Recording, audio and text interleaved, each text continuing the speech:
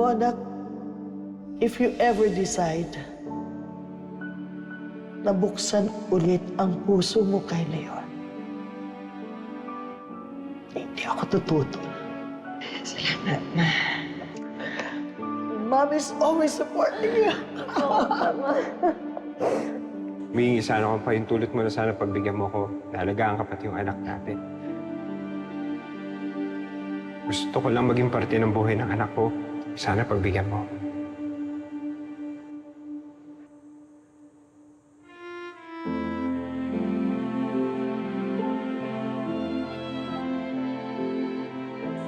Alang-alas sa bata, pumapayag ako. Salamat. Ayop ka. Hindi na dapat ako nagtiwala sa'yo eh.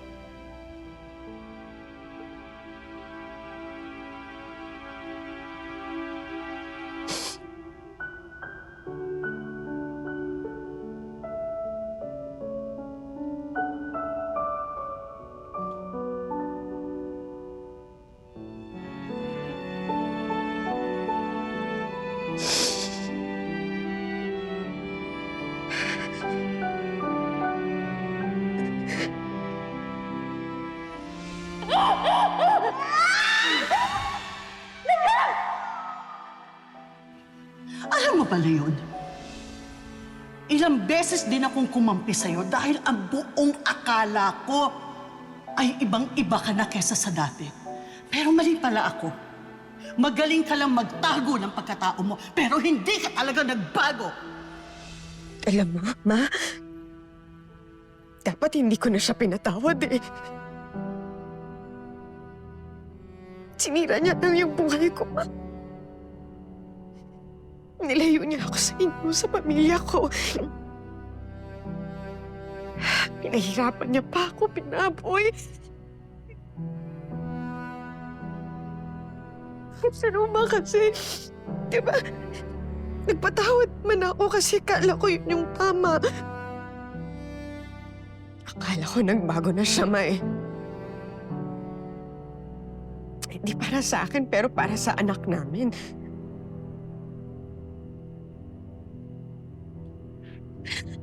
Ma, yun yung pinakamalaki kong pagkakamali. Siya ang tumulong sa akin para mahanap si Jordan. Tinulungan niya ako para matuntun sila. Kasabwat ko siya, kaya namatay yung kausa mo at yung nanay Carmen. Ayok ka! Hindi mo ba naisip kung paano ko sila natunton? Ha? Eh, ilan lang naman kayo nakakaalam kung nasan sila, di ba? Tapos yung isang kasama mo, kakampi ko pa dati.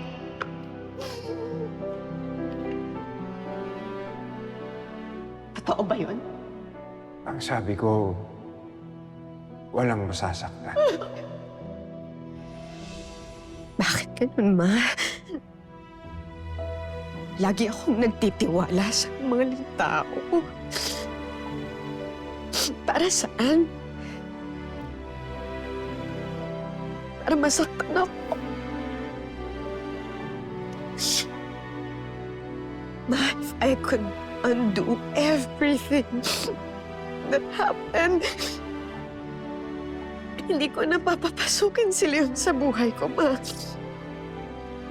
Hindi na ako magtitiwala sa kanya ulit.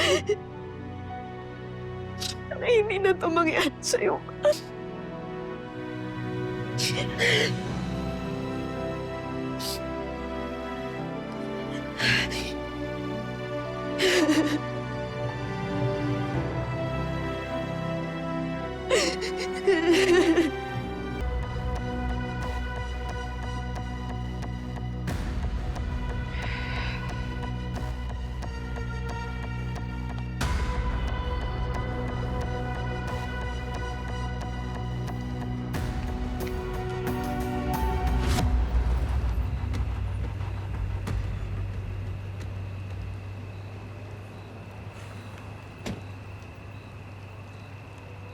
Christy, Umalis ka na, Leon.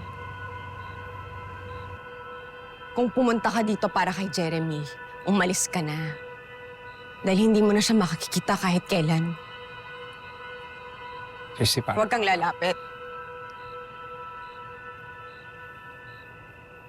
Huwag kang lalapit, Leon. Dahil alam ko na ang lahat na dapat kong malaman. Wala na akong kailangan marinig galing sa'yo. Kaya umalis ka na. Umalis ka na sa buhay ko. At huwag ka nang babalik dito. Kasi wala ka nang babalikan, hindi na kita mapapatawad.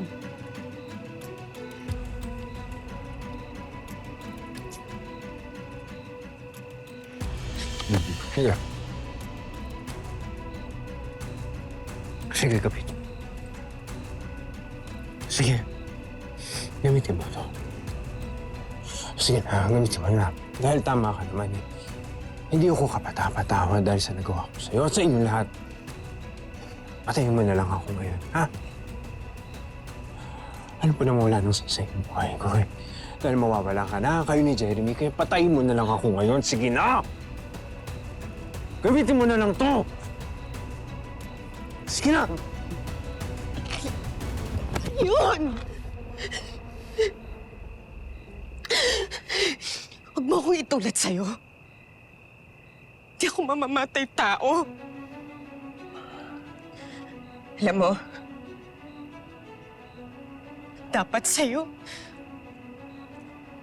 Dapat hindi ka muna mamatay eh.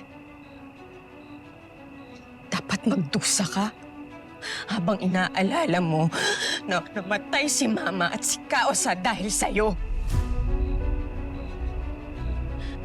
Dapat manugmok ka sa kaalaman mo na dahil sa'yo. Dahil sa ginawa mo, lalong lalayo sa'yo si Jeremy. Ni hindi ko nga babanggitin yung pangalan mo sa harap niya.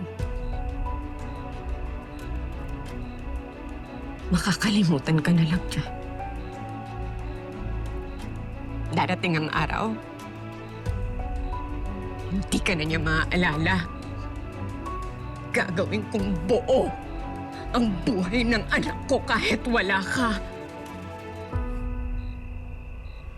Alis.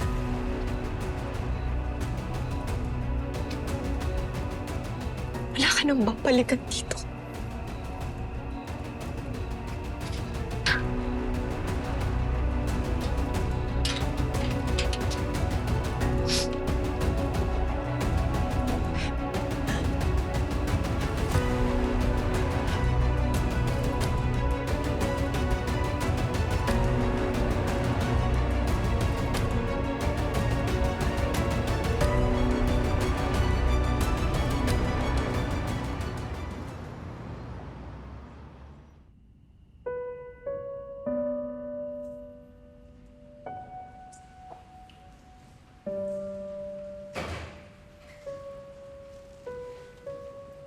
Oh, ano nangyari sa'yo? Di ba dapat umuwi ka na? Si Christy ba may gawa niyan?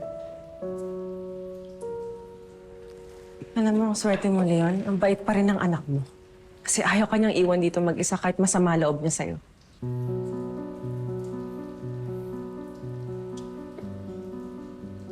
Hindi mo talaga sasabihin yung nangyari sa'yo? Tinanong ko si Christy kung pwede niya akong patayin. Gusto mo ba ikaw nilang gumawa? So, pati sa pagpatay sa'yo, pangalawa ako kay Christy. You're so ridiculous. I only kill people who deserve it. Kaya ni Shaira. Kailangan mo pang mabuhay, Leon. Kasi kailangan mo pang bumawi sa lahat na nasaktan mo. At hindi mo magagawa yun kung bigla mo isusuko ang buhay mo. Have a little accountability.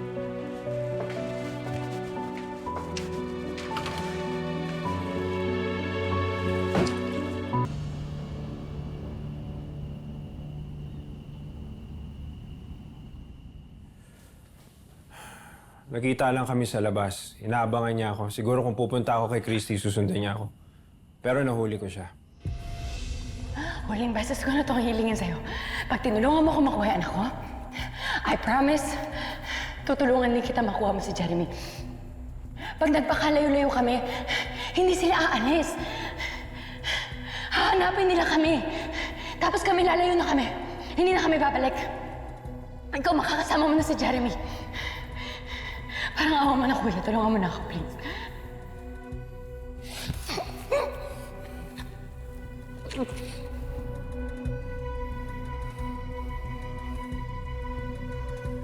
Siguraduhin mo walang masasaktan. Yung anak mo lang ang kukunin mo, naiintindihan mo? Naiintindihan mo ako? Dadali ko siya dapat sa inyo eh. Pero nagmakaawa siya sa akin. Kaya, sinabi ko kung nasaan sila. Dati kang leader ng Kalasag, di ba? Talaga bang wala ka ng ugnayan sa dati mong grupo na kasama ni Shaira nung sumugod siya kay Christy? Hindi ko naman alam may kasama siya. Matagal na akong tiniwalag ng grupo. Kaya nga galit na galit si Alakdan sa akin. Saka napardo na naman ako ng gobyerno eh. Sa pagiging rebelde ko. Kung ganon, makikipagtulungan ka sa amin para mahuli sila. Nagawa ko na yun noon. Hindi na ako magdadalawang isip ko eh. Pero hindi ko talaga alam kung nasaan sila. Si Shaira lang ang nakausap ko. So, ibig sabihin may kontak ka pa sa kapatid mo. Basta akin yung number niya. Pero hindi na siya sumasagot sa akin. Dahil galit na galit na siya sa akin. Kung ganon, pwede mo bang isurrender yung phone mo sa amin? Baka lang sakaling may makuha kami mga impormasyon na makakatulong sa investigasyon.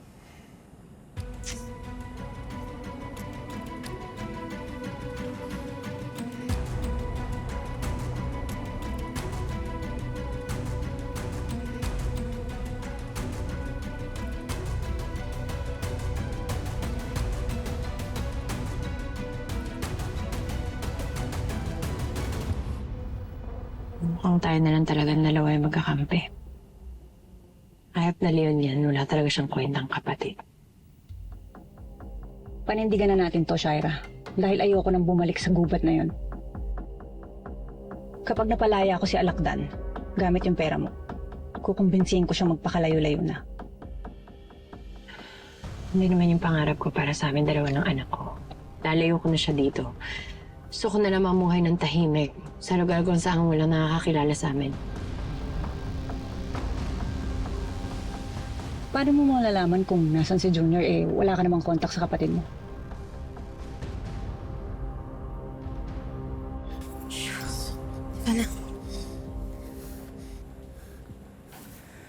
Sumagot na ba? Ibak, Naman. nasan yung tatay mo? Oo. Ginagawa mo dito?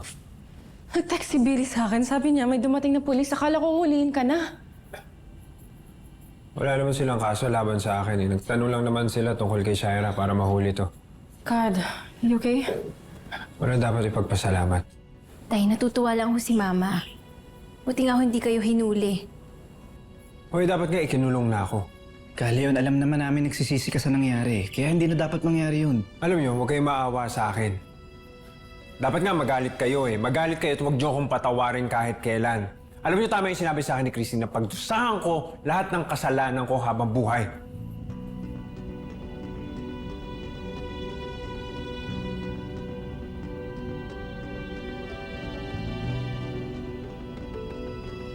Ganon-ganon lang ba yon, sir? Wala man lang siyang parusa para sa ginawa niya sa mama ko? Christy, pasensya ka na. Ginagawa lang namin kung anong naaayon sa batas. Pero salamat na din dahil sinabi mo sa amin yung tungkol sa ugnayan ni Shaira at ni Leon. Malaking tulong yun para mas mapadaling mahanap yung Kalasag at si Shaira. Sana nga, sir, mahuli na si Shaira. Pati lahat ng kasabot niya. Kasi hindi po kami talaga matatahimik habang malaya yung babaeng yan. Huwag kang mag-alala. Update ka namin once may development sa kaso. Maraming salamat po. Christy. Guys, kalimutan mo na si Leon. Dapat isipin mo ngayon yung safety niyo ng mga bata, di ba? Please. Total, wala ka naman ng inaalala dito. Baka pwede nang umalis muna kayo para ligtas kayo, di ba? Tsaka pwede mo na ring ilayo si Jeremy sa tatay niya. Alam mo, tama ka kasi. Dapat nga ilayo ko na yung mga bata. Bago pa kami balikan dito ni Shaira.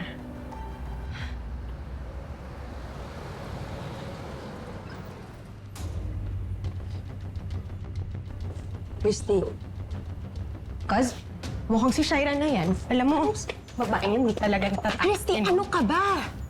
Paano kung si Shaira nga yan, tas may dalang armas? Anong magagawa niyan, ha? Kung may armas siyang dala, edi sana kanina niya pa tayo sinugod dito. Hindi ako natatakot sa kanya, Cuz. Bahala siya matakot sa akin. Christy, tama na. Ano ba yan? ng babaeng to? Sabi ko sa'yo, Cuz, si Shaira Christy, talaga ano ba tong babae. yan? Tama na! Anong ginagawa mo dito, ha, Shaira? Christy, Ba't ka nandito? Ha? Anong balak mo? Anong balak mo ngayon, ha? Ha? Duwag ka pala, no? Hanggang dito, no, Shaira? Ano? Ha? Gusto mo ba yung... Stop! Umalis na siya, okay? Tsaka baka nga hindi si Shaira yan, Kaz. Baka nagkamali ka lang. Ano mukha niya, eh? Tara na, tara na. Sila pa yata. Pasabi Tama na. na. Salamin ng kotse niya, eh. Let's go. Ako na. Doon ka na. Si Christy pa rin palang gagamitin mo laban kay Jordan. Hindi ko nga sila masusundan sa Amerika. Kaya ang gagawin ko, yung pinakamalapit sa akin, yung kukunin ko. Yung anak ni Christy, si Jeremy. Mapapauwi ba talaga si Jordan ng dahil dun? Eh, hindi naman niya anak yung batang yun. Pues mapipilitan siyang bumalik. Dahil yun ang hihingin kong kapalit. Kay Junior. Balik nila sa akin yung anak ko para ibalik ko rin sa kanila si Jeremy. Pero mukhang talagang iniwan na ni Jordan si Christy. Hindi nga nila alam kung nasan, di ba? Gagana ba talaga yung plano mo? Bakit may iba ka pa ba naiisip? May naman pala eh. Nahimik ka na lang dyan. Paano pala natin makukuha yung bata? Eh, panigurado, hindi naman basta-basta ilalabas ni Christy yung anak niya. Kaya nga mamanmanan natin sila para malaman natin kung anong kilos nila. Teka, sandali. Si Jordan yun ah. Sundan mo. Bilisan mo.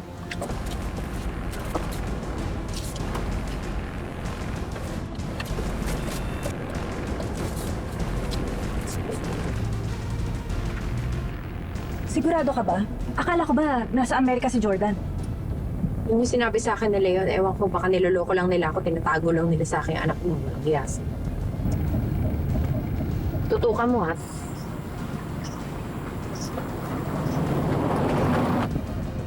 Hoy! Pa! Luisio! Alis!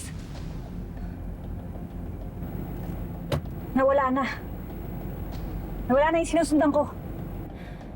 Si Jordan yun eh. Alam ko si Jordan yun. Baka na malikmata ka lang.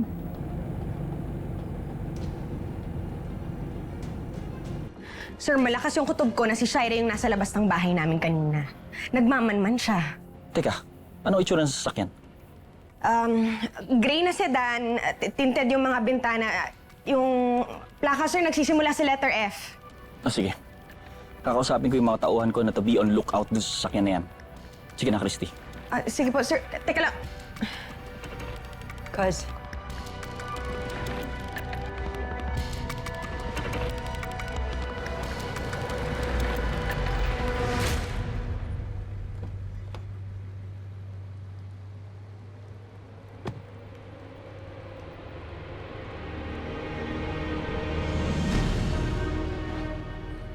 Di ba sabi ko sa'yo, bawal kang magpakita kay Christy?